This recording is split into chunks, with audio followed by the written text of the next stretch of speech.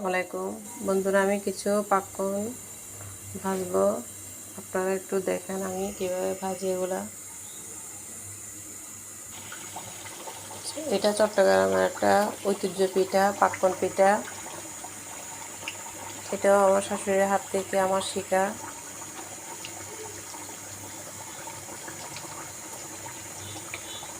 যখন ফুলে উঠবে তখন এগুলো আমি উল্টে দিই।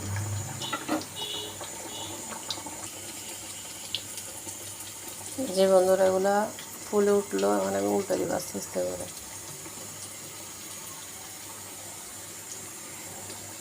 এটা ইফতারের জন্য একটা নাস্তা বন্ধুরা।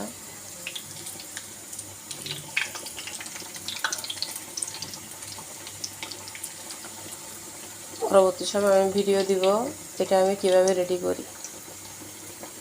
আপনারা বন্ধুরা বেশি বেশি করে আমার ভিডিওগুলো দেখবেন, শেয়ার করবেন।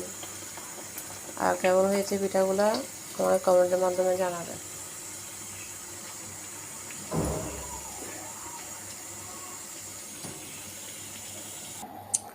এই যে বন্ধুরা, আমার পপকর্ন রেডি করা শেষ। আপনারা বেশি বেশি করে আমার ভিডিওগুলো দেখবেন এবং শেয়ার করবেন, ঠিক আছে? আসসালামু আলাইকুম, আল্লাহ হাফেজ।